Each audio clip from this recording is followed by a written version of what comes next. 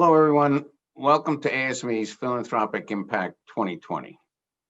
I'm Keith Rowe, Chair of the ASME Philanthropy Committee and the Campaign for Next Generation Engineers. It's great to have you all join us.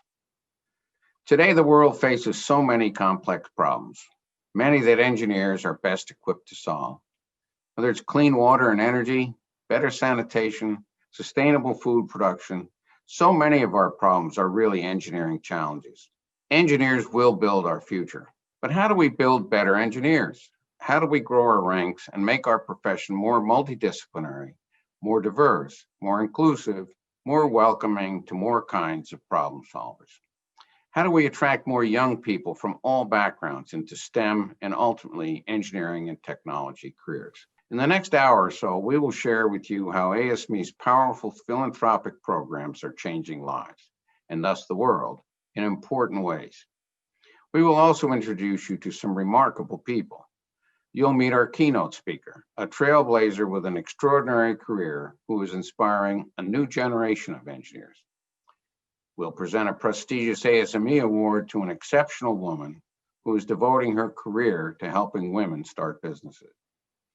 We'll also recognize another outstanding young woman with an award presented for the first time today, established in memory of a brilliant leader whom our ASME family lost much too soon. Beyond their stories of accomplishment, what you will hear from these extraordinary women are the countless points of support they needed and received that created the scaffolding and stepping stones to their success. ASME delivers just that kind of support through an array of programs aligned to each stage of every aspiring engineer's journey: education, career enhancement, and innovation. These are the three pillars of our philanthropic programs. Programs under our education pillar support engineers learning at every stage of their initial development, from grade school through grad school. ASME's career engagement initiatives help young as well as more seasoned engineers discover more rewarding and meaningful professional pathways. And our third program pillar helps social entrepreneurs advance innovations that will improve quality of life. But these incredible programs don't just happen on their own.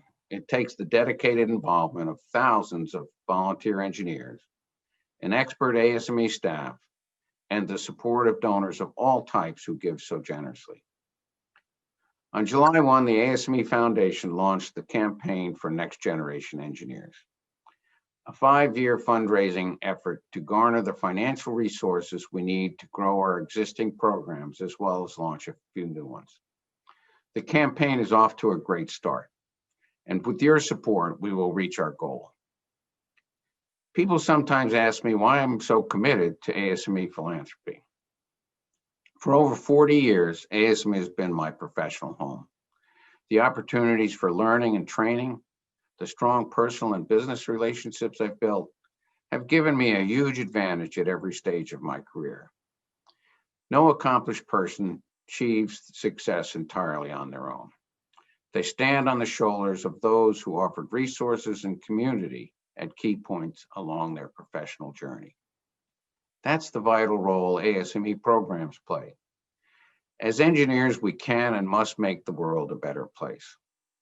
ASME is about empowering the future engineering workforce to better serve humanity, from igniting that first spark of passion for engineering to helping young engineers bring their first innovations to life. And I believe very deeply in that mission. I'm proud of ASME and proud to be an engineer. After you see all that we have planned, I believe you'll share that pride and hopefully join us on this journey.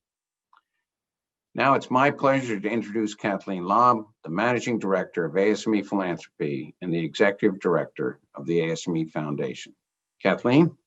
Thank you, Keith. What a difference a year makes. Many of you know that almost everyone on the foundation team joined ASME within the past 2 years, hired to implement the Board of Governors' vision to grow the powerful philanthropic programs you're going to hear about. We did this event for the first time last year as a dinner for 200 of ASME's most engaged volunteer leaders. With the pivot to virtual brought about by COVID, today we're able to reach beyond our ASME family to so many of you who are just learning about our programs and their profound impact. Thank you all for being with us. The advent of COVID has put a spotlight on engineers' critical role in addressing our greatest challenges. The COVID crisis has demanded innovative engineering solutions, from ventilators to new disinfectant systems.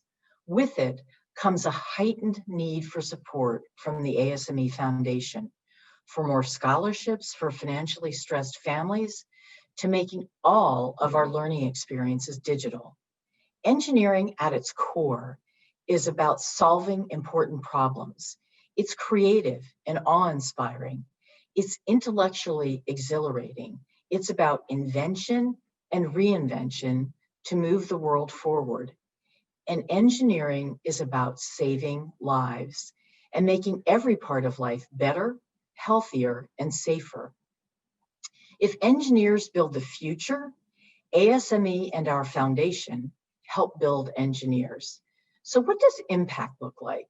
First, giving more and more young people, especially those in underserved communities, an unforgettable introduction to engineering, sparking a lifelong passion and illuminating how engineers can help humanity. Second, supporting young people as they pursue higher education and early in their careers, connecting them to the people and resources they need as they reach toward meaningful work. Finally, making sure they get the mentorship and support they need as they bring their first brilliant innovations to the people who need them most. We look forward to sharing more with you about our programs and how they are helping the engineering profession be more diverse, inclusive, and accessible. And now I'm delighted to introduce our next speaker, who will present one of ASME's most prestigious honors, the Kate Gleason Award. Victoria Rockwell is an ASME past president and was the Director of Investment Development at Air Liquide America. She is a longtime advocate for STEM education. Please welcome Victoria Rockwell. Thank you, Kathleen, and hello, everyone. When I had the privilege of serving as president of ASME, I was only the third woman in what was then the 130-year history of ASME. Our first female president, Nancy Fitzroy, elected in 1986, led the way, and in fact was the first woman to lead any major professional engineering society. And in the subsequent 30 years, ASME elected the next 4. I am so proud of ASME for its leadership in working to make our profession more diverse, inclusive, and welcoming. That's why the Kate Gleason Award is so meaningful to me, because it honors a female engineer who is a successful entrepreneur, or a woman who has a lifetime achievement in the engineering profession. We remember Kate Gleason not only as the first woman member of ASME, but also for her long list of accomplishments that distinguished her as an engineer, a businesswoman, and humanitarian. Kate was the first woman to enroll in the mechanical arts program at Cornell University. Later, she expanded her family's machine shop business to Europe, among the first US manufacturers to expand overseas. Later, she became the first woman with no family banking ties to become president of the National Bank. As an engineer, she revolutionized a new method for pouring concrete, then poured concrete and the bank's money into low-cost housing for working families. You can read more about Kate Gleason on the ASME website. But now a few words about the woman we honor today. Dr. Lisa Burton O'Toole is a mechanical engineer, an entrepreneur, teacher, and mentor to young women. She is a forceful advocate for innovative women and a coach to women entrepreneurs. As a founder of her own data science startup, she approached the Hearst Corporation's Hearst Lab for backing. After working closely with Lisa as founder, they were so impressed that they offered her a Hearst Lab role, where she funds and nurtures startups founded by women. Lisa now co-leads the lab and works hands-on with companies, applying her mechanical engineering background by providing technical advice to startups, for example, on building data-driven algorithms. As an undergraduate in mechanical engineering at Duke University, she earned the ASME Auxiliary Cartwright Scholarship. Then the following year, she won the Frank William and Dorothy Given Miller ASME Auxiliary Scholarship. At ASME's 2005 Regional Student Conference, she was named Outstanding Student Member. From Duke, she went on to MIT, where she earned both master's and doctorate degrees in mechanical engineering. She is the author of well over a dozen journal articles, has mentored undergraduates and high school girls, and volunteers for organizations that support women and girls in STEM. I could go on, but suffice it to say that our Gleason Award recipient richly demonstrates all of the qualities embodied by Kate Gleason herself, and she isn't nearly done yet. Ladies and gentlemen, ASME is proud to present the 2020 Kate Gleason Award to Dr. Lisa Burton O'Toole. It's an incredible honor to receive this year's ASME Kate Gleason Award.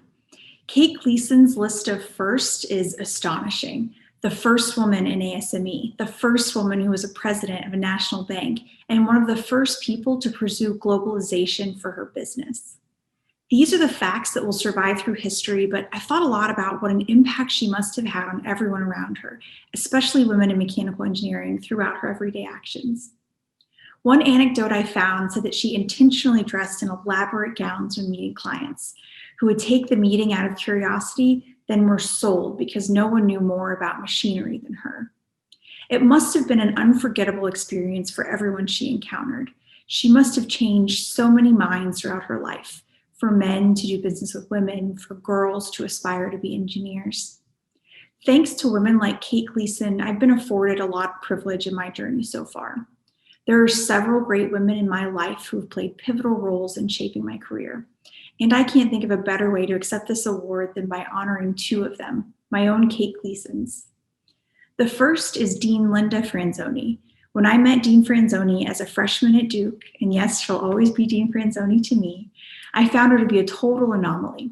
She had a PhD in mechanical engineering, she published papers, she was an academic dean, she had a family, and to top it all off, she seemed pretty normal. I grew up in a small town in Texas and only recently realized how few career-driven professional women I knew then. Just seeing someone like Dean Franzoni had an impact on me, but it didn't stop there. Over the next 4 years, I had the opportunity to work closely with her through my role as co-president of the ASME student chapter at Duke. She also encouraged me to do an undergraduate research program and acted as one of my advisors. It's through that experience I learned I loved research and wanted to go to grad school, something I'd never considered until then. Dean Franzoni has gone above and beyond as an advocate for me. She's written countless recommendation letters for grad schools, fellowship, and awards, including this one. If there were more Dean Franzonis, there'd be even more women in engineering. The second is Eve Burton, the chairwoman of Hearst Lab, where we invest in and support women-led startups. Hearst Lab exists because of Eve. She's been the only woman in our C-suite for a number of years. She's created Hearst Lab for two reasons: to bring visibility and opportunity to women at Hearst, and to help close the gap in funding to women-led companies, which receive just 12% of venture capital funding today. There's a great quote from Ruth Bader Ginsburg that says, "Fight for the things you care about, but do it in a way that will lead others to join you." Eve epitomizes this. In 5 years, we've invested $20 million in 34 female founders. We've been joined by over 800 employees at Hearst who have been galvanized to roll up their sleeves to help these startups grow. We still have a long way to go in our mission, but Eve has helped me realize that it's possible to create change by fighting for the things you care about and getting others to join. Dean Franzoni and Eve's influence goes far beyond just me. I know there are a number of women who have similar stories to tell about them. It's impossible to overstate the influence of mentors like these, but no less important is having the support of a group like ASME. As Victoria mentioned, I was fortunate enough to earn 2 ASME scholarships during college and recognition for my participation in the ASME student section at Duke. While the financial support was critical, having the community of peers and professional validation that ASME provided was equally important. My personal mission is to be a Dean Franzoni or an Eve, a Kate Gleason to others, to help them imagine a future they haven't seen before and who fights for the things she cares about. Receiving this award is encouragement that I'm on the right track and motivation to keep doing the work to move forward.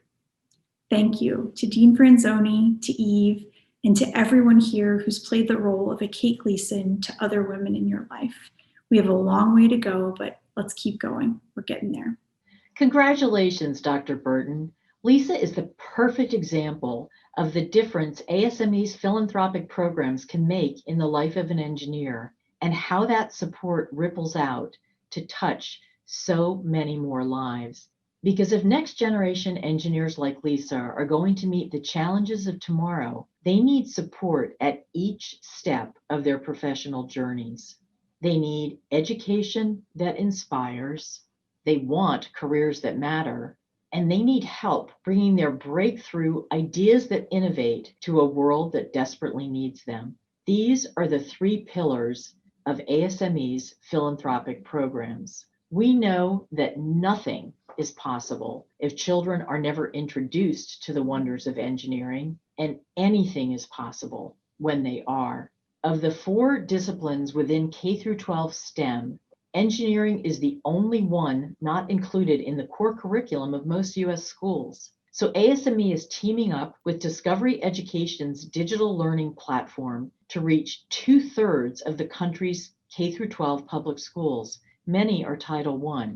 We're now the voice of engineering in Discovery's groundbreaking STEM Careers Coalition, along with leading companies like Microsoft, Procter & Gamble, Boeing, and others. More than just academic STEM education, we're showing students what 21st century engineering and technical careers are all about. For college-level students, ASME awards nearly 100 scholarships every year, financial support that makes an engineering education possible. And our global engineering festivals offer challenging competitions, skill-building workshops, and opportunities to meet professional engineers and mentors. Our Careers That Matter programs provide young engineers with connections and resources, helping advance and enrich their professional lives. For example, we just held eFest Careers 2020, a fantastic event attracting more than 1,000 young people from around the world to explore different career tracks,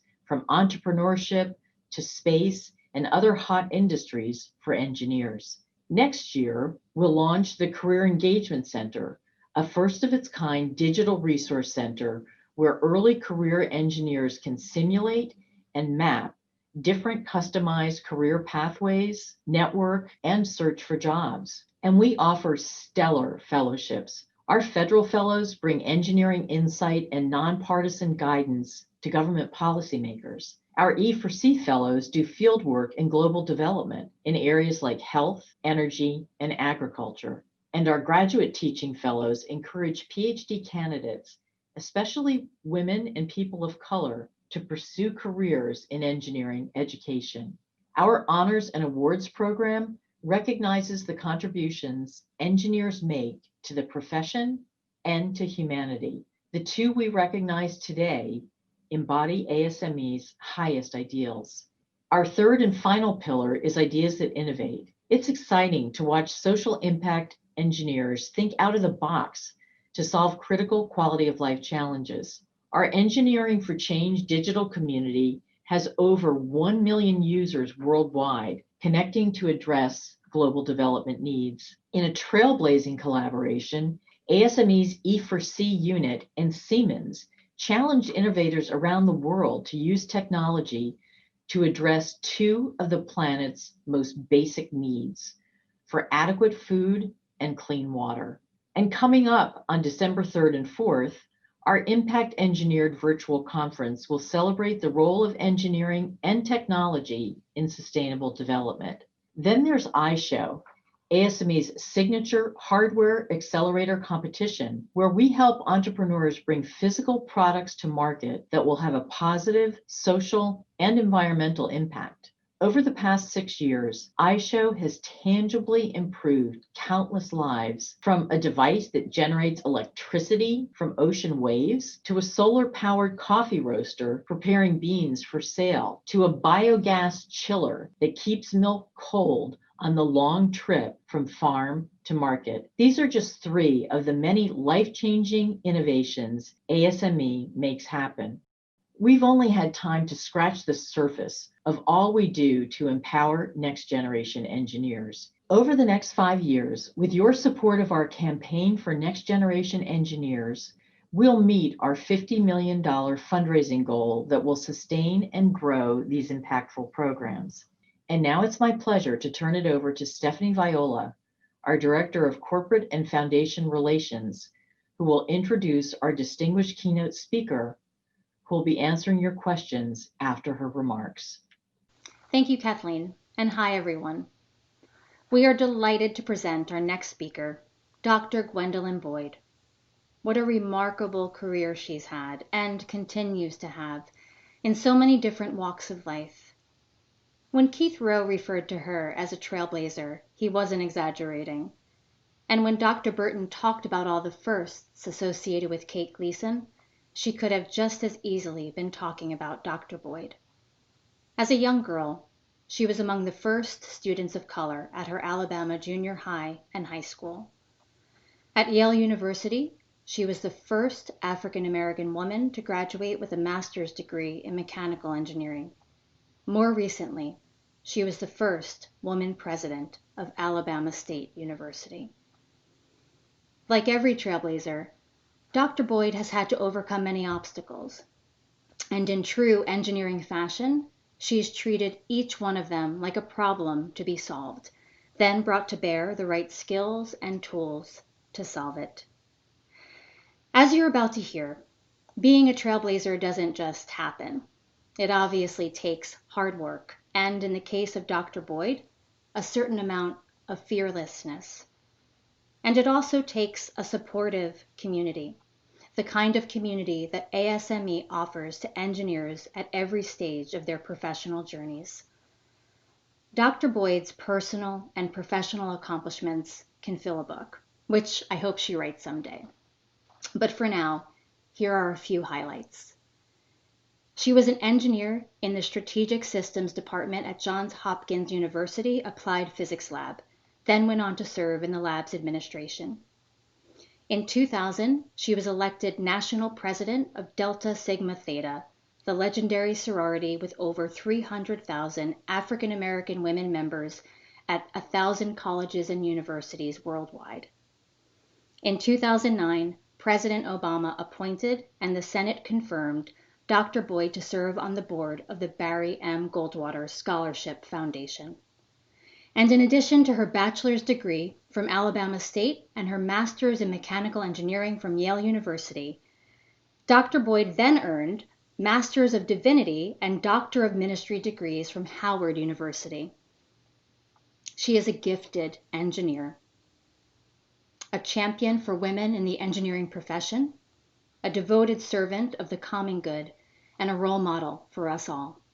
Please welcome Dr. Gwendolyn Boyd. Good afternoon, everyone, and thank you, Stephanie, for that wonderful introduction. I want to begin by thanking Tom Constabile for inviting me to speak today. I'm so impressed with the way ASME is leaning into the challenge of making our engineering community more welcoming and inclusive. I'm also happy to support the ASME Foundation and its work to get young people excited about engineering. to lift up college students and early career engineers, and to advance innovation in the global development space. These are exactly the kinds of programs we need today. I only wish they were around when I was coming up. Growing up in Montgomery, Alabama, I had no idea what an engineer even was or what they would do. And as we continued to move forward, I understood the only engineers I ever saw were the ones on TV, all of them men, all of them wearing identical white short sleeve shirts with skinny black ties. No wonder I couldn't see myself in that job. Sadly, they probably didn't see someone like me in that job either. But I was fortunate. I felt supported by the adults in my life, family, and teachers who encouraged my interest in math and science. I was among the first African American students at my junior high school, and then I integrated my high school. Even though there wasn't a lot of information or inspiration for girls or students of color about pursuing STEM careers, nothing could deter my natural curiosity and love of problem solving. So I began reading about what engineers did and how their desire to solve problems drove their work ethic. And right then and there, I was hooked. It was at Alabama State University that my interest in math morphed into the goal of becoming an engineer. Then, with degrees in mathematics and physics, I audaciously applied for graduate programs in engineering. I was honored to be offered a full fellowship to attend Yale University, where I was the only woman in my cohort of 25 and the only African American. When I finished, I was the very first African American woman to receive a master's degree in mechanical engineering from Yale. People often ask me what qualities equipped me to do that. It's tempting to come up with some lofty explanation of my motivation, how I wanted to invent the solutions to everyone's problems and save the world. But the simple truth is more personal. What propelled me from Montgomery, Alabama to Yale University and beyond were two things: my curiosity and my persistence. I was flat out curious about how the world works, why things are the way they are. And I was so persistent that I wanted to make sure I continued until the problem was solved. That was certainly true for me as an engineer at the Johns Hopkins Applied Physics Lab, where I was too tall and the only female on board for test and evaluation of our nuclear submarines.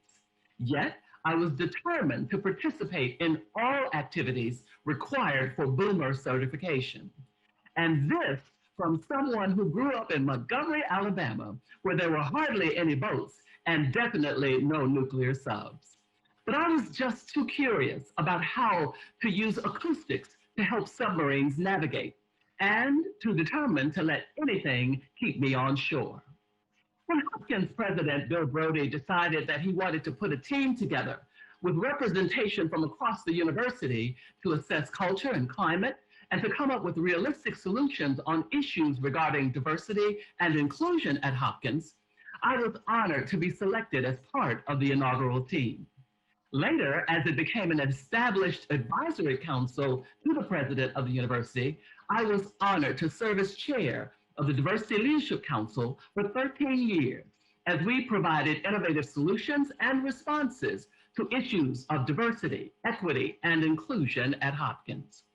After leaving Hopkins, I was honored to return to my alma mater, Alabama State University, to serve as its 14th and first female president, and remained persistent to launch my dream as we pursued and received approval for its first degree program, establishing a BS in biomechanical engineering. What propelled me from goal to goal to goal was more than just grit, brains, and energy. It was those two immutable characteristics, curiosity and persistence. So when young people ask me, what are the two most important skills for an engineer to cultivate? That's my answer. Be endlessly curious about everything and be absolutely persistent in your drive to satisfy that curiosity. Because with all that's going on today, the world really needs more engineers who have the multidisciplinary training to solve some very daunting challenges. I'm proud of the role engineers are playing to help control the COVID pandemic. Let's face it, if you need to distribute a vaccine at minus 80 degrees, you're going to need a mechanical engineer. But I'm also talking about all the incredible inventions submitted to the ASME iShow, innovations that solve problems affecting billions of people. You're going to see a video about one of them shortly. But as an engineer and an educator, it is just so gratifying to see how my fellow engineers turn their curiosity into ideas and use their persistence to turn those ideas into answers. What struck me about iShow is not just the inventions, but the variety of inventors, young men and women from so many backgrounds and cultures, all bringing their particular perspectives on how to attack a problem. In every setting, not just engineering, I've learned that the best possible solution comes from having a bigger tent, a more welcoming atmosphere where the opportunity to contribute and learn and grow is more equitably distributed. What I've learned is that the quality of a solution is directly proportionate to the diversity of thought available. If everyone went to the same school and got the same training and thought the same way, then all of our widgets would look the same. But when we have different perspectives on solving problems different ways, then you're far more likely to arrive at the best possible solution. That's why this talk is about engineering a bigger tent.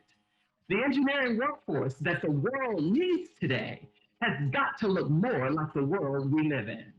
Don't get me wrong, I'm not advocating for a bigger tent because it's the morally right thing to do, even though it absolutely is. No, I'm an engineer first.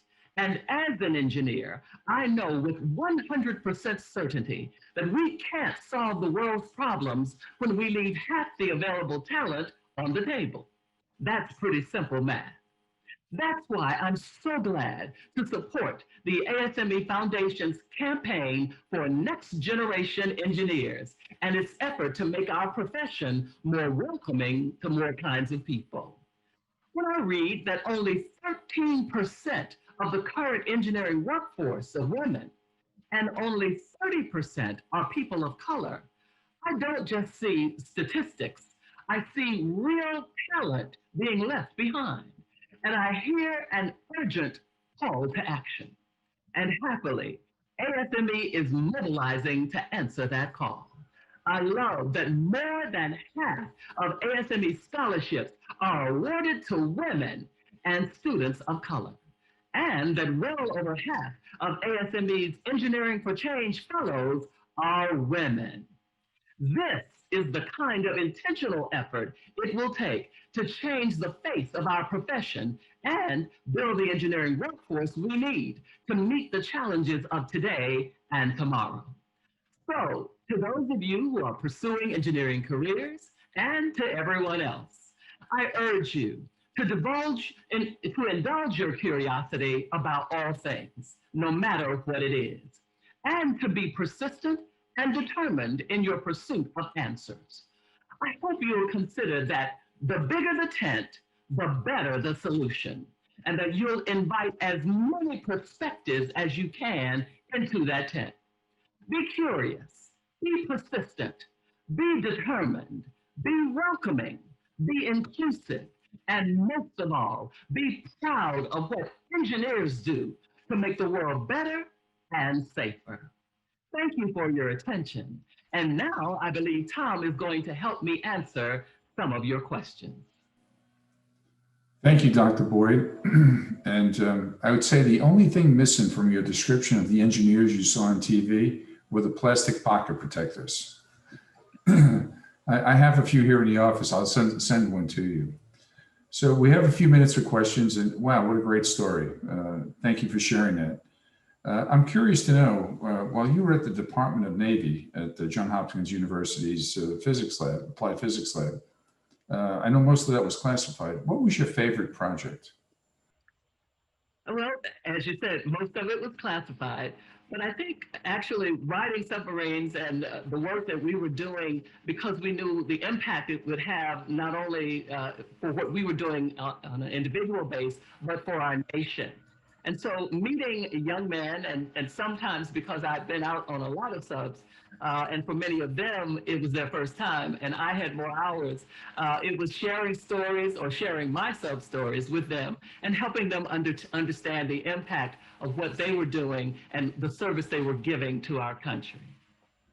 It's fantastic. So how many times did you bump your head as you were walking through the submarine? I learned the importance of wearing a ball cap. Women don't like to wear things on their head. But by the time I bumped my head and ran into that seal, at least about the 10th time, I realized that I needed to wear the ball cap because it was there to protect me and stop me from walking into steel. Ball caps were an essential piece of equipment. Well, thank you. Thanks for sharing that little bit of a tidbit. So we've got a great question here. What has been your biggest challenge in your career as a female engineer?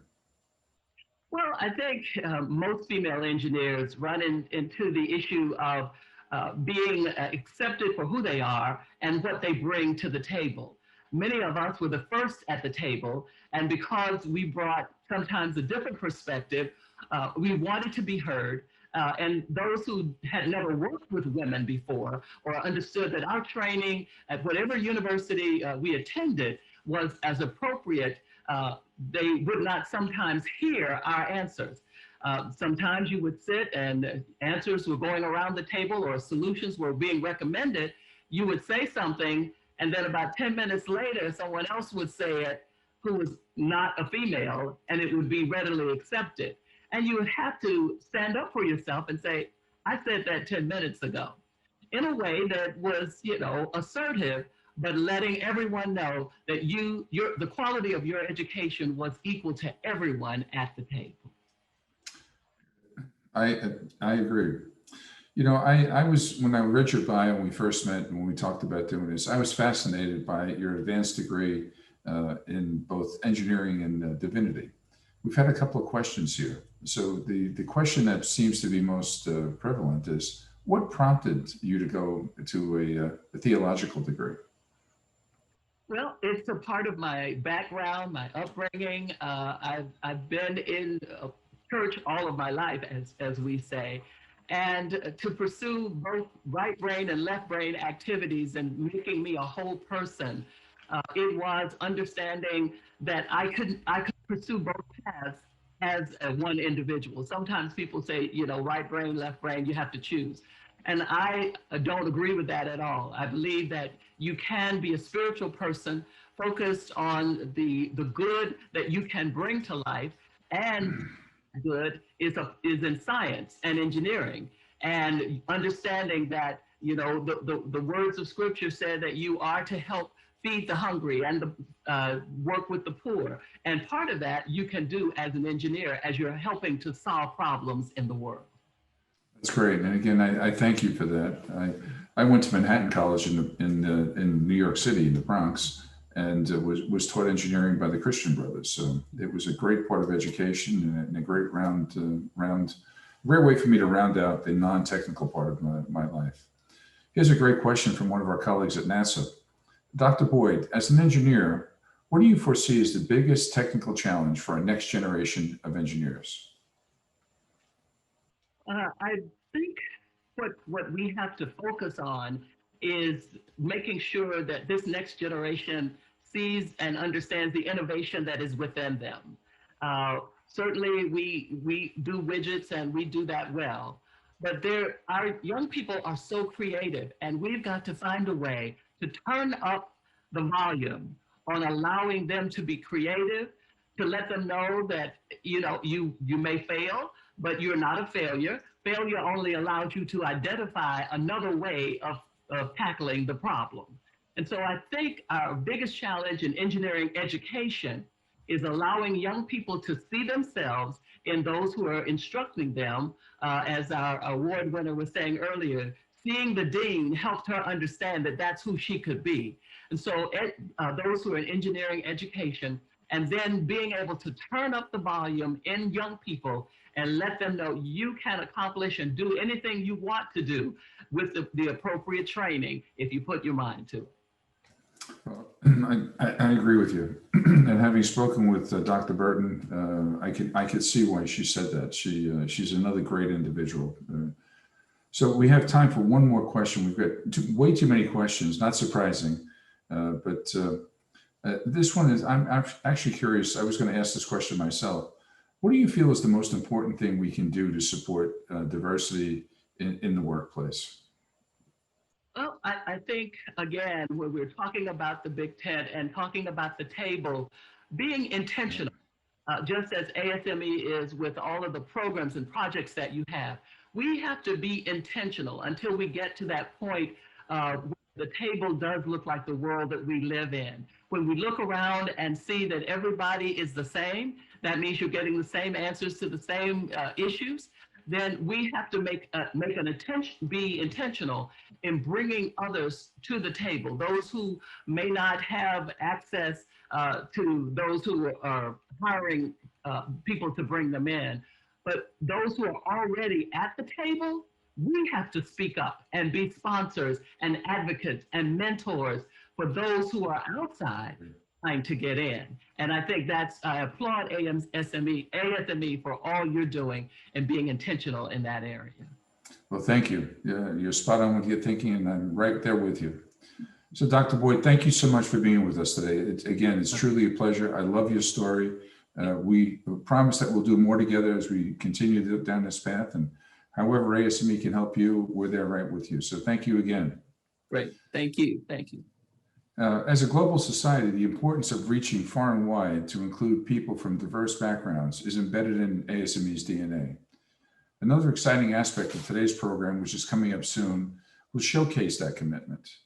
We are presenting for the very first time an annual award specifically for a young female leader, preferably one from a minority group that is underrepresented in the profession. Recognizing achievements of female leaders is one way we can encourage girls everywhere to pursue a future in engineering. Dr. Boyd, we really appreciate your perspective. Your remarks gave us a lot to think about, not only today, but for the future. And now, ladies and gentlemen, we have a short video about an exciting new tool that measures the impact of the programs that we're here to talk about today.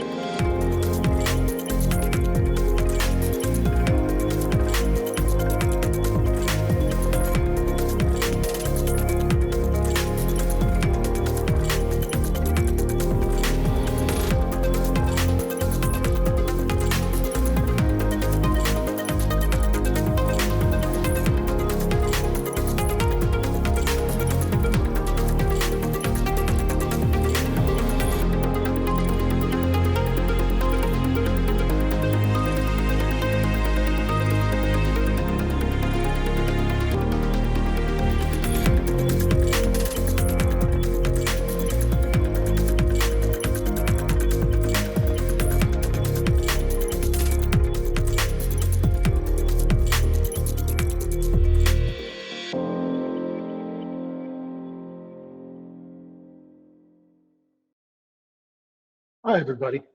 I'm Bob Hauk. I'm a volunteer with the American Society of Mechanical Engineers, the ASME.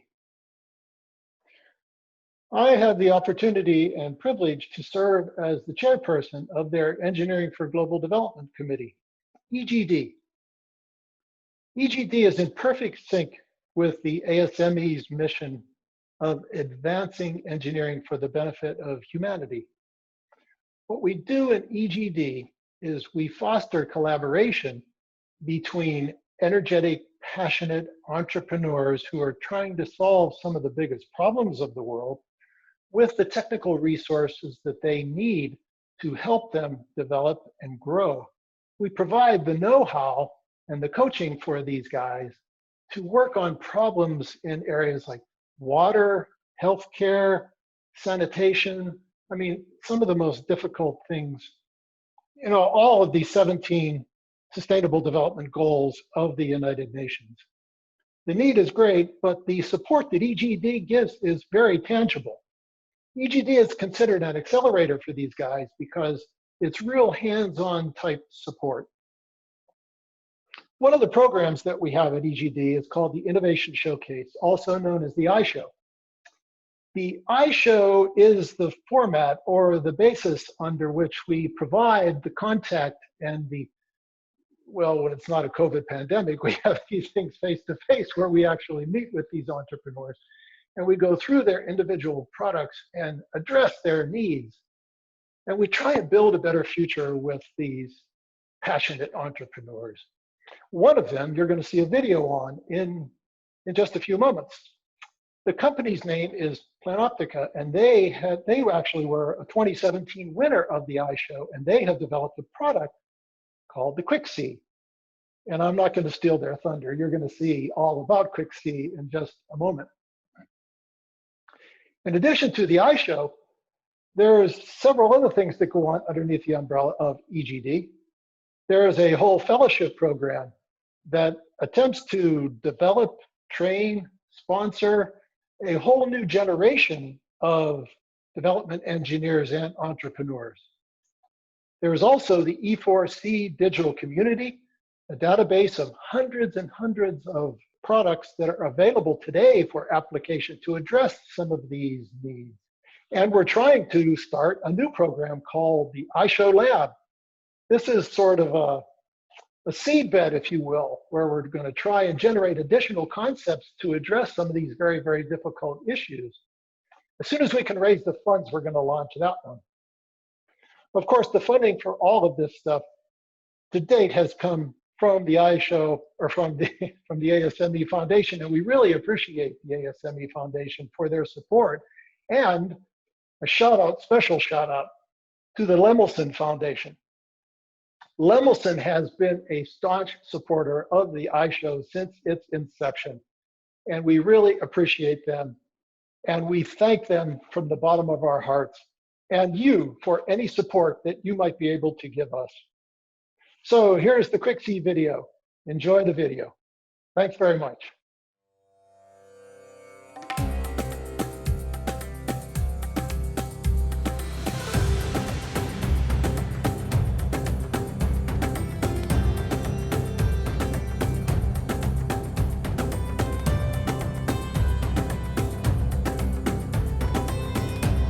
It has been called the biggest health crisis you've never heard of. As many as 2.5 billion people around the globe are estimated to need glasses, but don't have them. Small clinics like the Aravind Eye Care Vision Center in Karyapati, India, give free or low-cost care to dozens each day. But many people in the country, as many as 220 million, don't have access to these kinds of facilities and can't afford glasses. I'm Shivang, co-founder of Planoptica. We've made the QuickSee. The QuickSee is a handheld autorefractor. It's used by eye care professionals and healthcare organizations in the eyeglass exam. And what it does is it makes the exam more efficient for them and allows them to see more patients. And this is really important in low-resource settings where there's not enough optometrists. Shivang Dave is CEO and co-founder of Planoptica, the developer of QuickSee.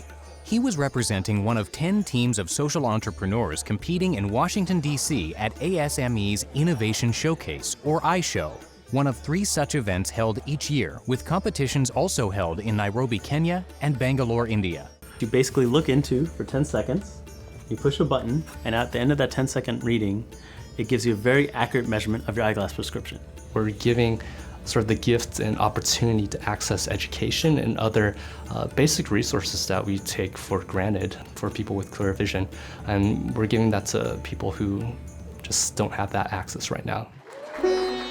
As a winner at iShow 2017, Planoptica received design and engineering guidance along with grants totaling $28,000, which Shivang says was crucial to QuickSee's early prototype development. We've been so grateful to ASME over the years because their help, their advice, their financial support has all come at critical times for Planoptica. It's one of the most impactful organizations that we've ever been lucky enough to work with and partner with. Some of the prize money that we won went into building early prototypes so that we could do pilots with external partners. And that was really critical to validate the technology in someone else's hands and then, get the ball rolling even further towards manufacturing. Hi, Shivam. Good to see you. Thanks for having us. From 2015 through 2017, working with vision care providers in low-resource settings around the world, they tested the prototype to study QuickSee's usability and accuracy against standard clinical equipment used to measure vision. We did our first large-scale clinical study. We did it here in India at Aravind Eye Hospital. What we were able to show was that the device was remarkably accurate. At that point, we really knew we had something that could have a lot of impact. It's in rural areas like Odinchotram, where there are few eye care professionals, that QuickSee is making the greatest impact. Once a year, Aravind turns a wedding hall there into an eye clinic. In this single day, a staggering 700 people received eye exams. This woman came because she could no longer read small letters. Technicians using QuickSee quickly determined the right prescription. She was among many people that day whose quality of life would improve radically with glasses. The hopes of today are the relations of tomorrow. It's not only in low-resource countries that QuickSee can make a difference. Some 9,500 miles away in Lubbock, Texas, optometrist Garrett Wentz also believes in QuickSee's potential to change lives.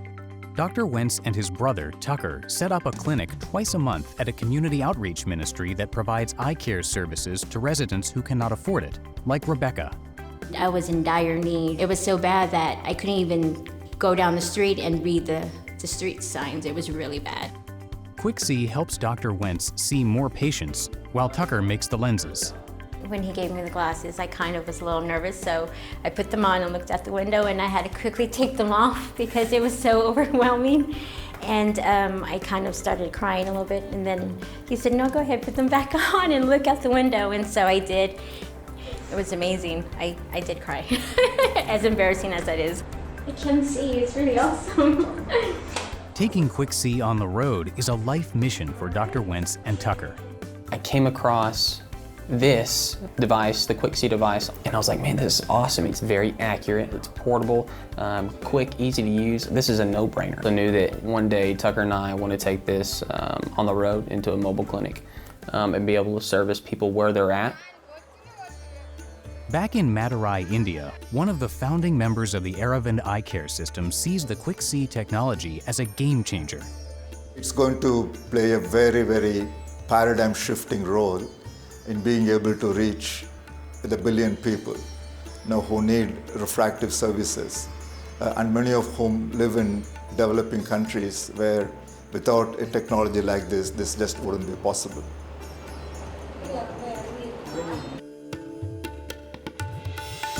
He asked me what my dream is, millions of people being auto-refracted with this in the future and helping them get access to eye care when they didn't. No one's going to solve such a big problem by themselves, but I think we'll be one of the people who participate in putting a dent in it.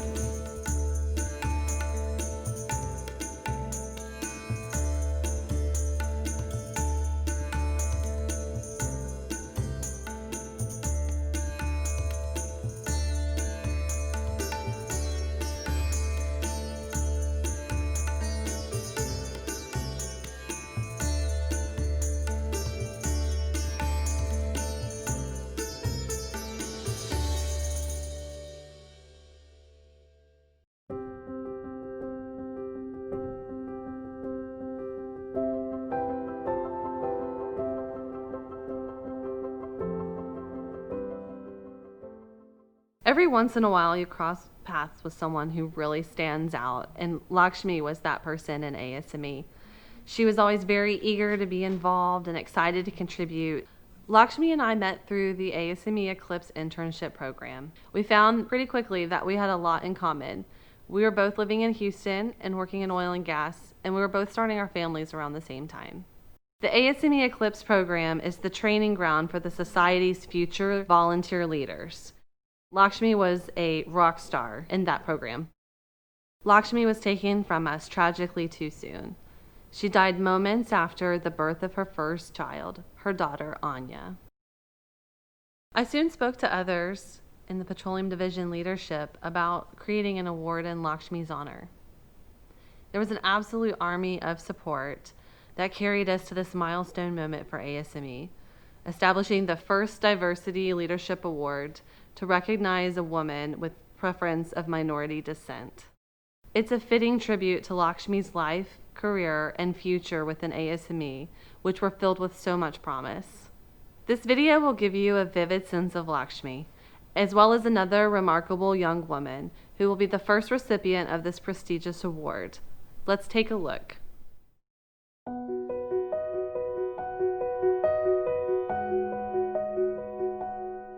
I remember meeting Lakshmi when she was preparing for her examination at Delhi.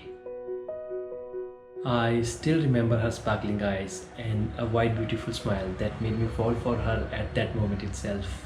It took me 2+ months of daily sending flowers to her before I got lucky to have my first date with her.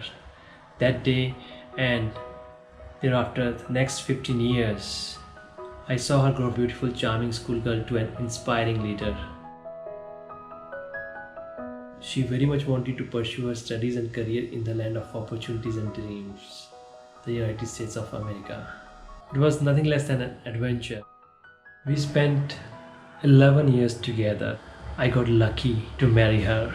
I remember Lakshmi as a beautiful young woman, a woman with self-confidence who played the role perfectly as a friend, a wife, a professional, and this list can go on and on and on.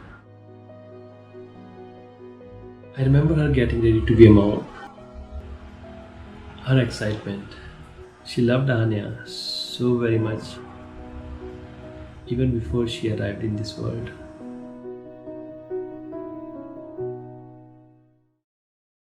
The ASME Eclipse program is a prestigious and competitive program. It's one of the ways ASME develops its top talent and its early career engineers. Lakshmi was selected because she was top talent and she was a superb candidate. When we met, it was an immediate chemistry, and you could tell both of us had such a passion for what we were doing with ASME. One of the things that Lakshmi and I talked about was talking to various different universities about our experiences as engineers, as female engineers, and all the great things we were able to do for ASME and with ASME. I am so proud to be able to be a part of that legacy.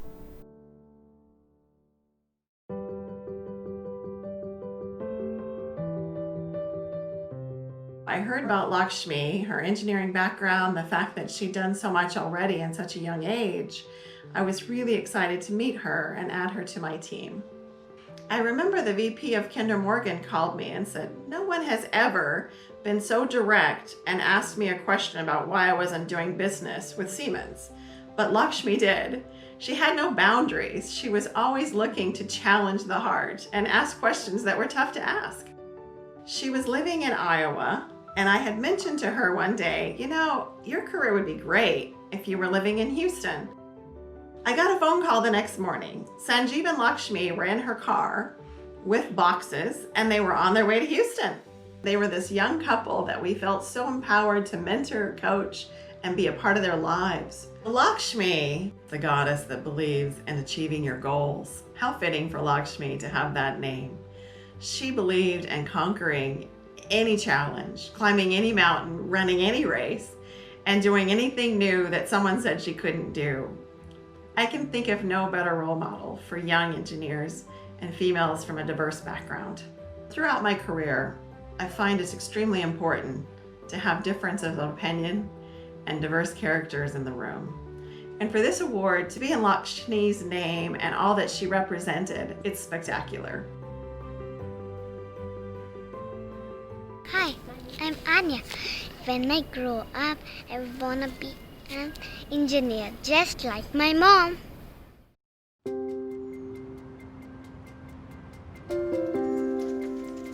I'm Columbia Mishra, and I am proud to be an engineer because I have had the best training to think logically, analytically, and approach a problem and solve it.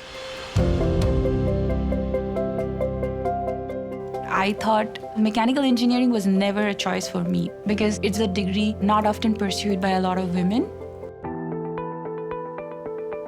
The value in volunteering with ASME is to promote engineering and science for the benefit of society as a whole.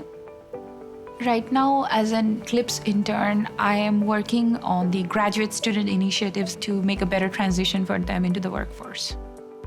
ASME membership is really valuable because the opportunity it gives to connect with other mechanical engineers in different industries.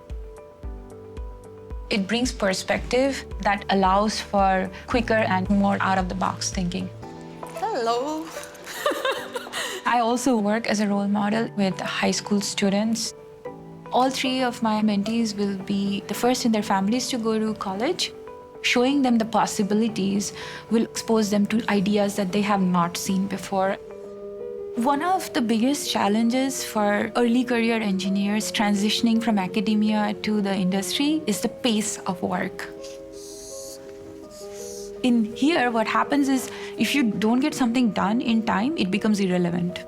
At Intel, I work on making sure that Intel chips get into real products by designing thermal solutions for our customers. Engineering touches every aspect of our lives. The cars we drive, the houses we live in, all of these things are engineering. The problems today's world are facing needs to be solved. And I think engineers need to be at the forefront of all this. I am very proud to be an engineer. Ladies and gentlemen, the recipient of the inaugural Lakshmi Singh Early Career Leadership Award, Columbia Mishra. Hello, everyone, and thank you. I am so honored to be the recipient of the inaugural Lakshmi Singh Early Career Leadership Award. ASME has been such an important part of my journey. It has supported me all along, including a scholarship while I was in graduate school. So I want to thank everybody at ASME for all you do to help students and early career engineers like me realize our dreams. I never had the privilege of meeting Lakshmi, but I feel we had so much in common. We are both immigrants from India. We both came to the United States to pursue our passions in engineering. I think we both picked Texas given how similar the weather is back home. And of course, we both found ASME, or I should say ASME found us. This speaks volumes about how inclusive ASME is as an organization. Lakshmi and I found our professional homes with ASME. One more thing I admire about Lakshmi is the way she gave back to ASME. The society has given me so much beyond just a scholarship. I have gotten a professional network, research community, and probably friends for life. The technical conferences have been very valuable for my research and technology development. Being part of the ASME heat transfer community is now an integral part of my career journey. I cannot imagine otherwise. I'm very grateful to ASME for this award, to my nominator, my mentors, my professors, and colleagues for supporting me in my path.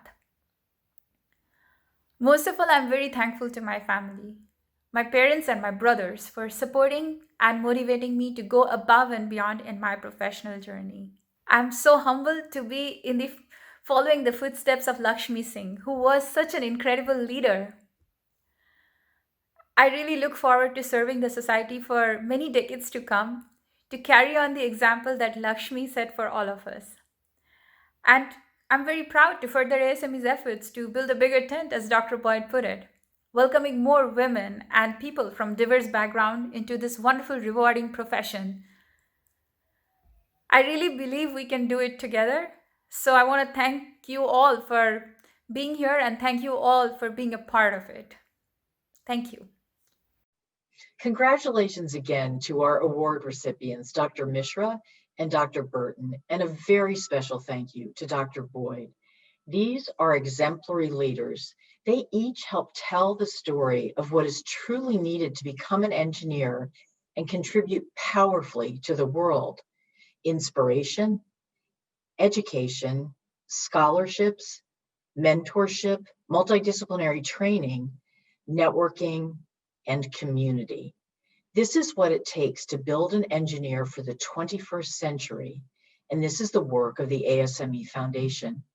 There are many ways for you to connect to the foundation, from donating to participating in our programs to volunteering. Please use asmefoundation.org to learn more and keep in touch.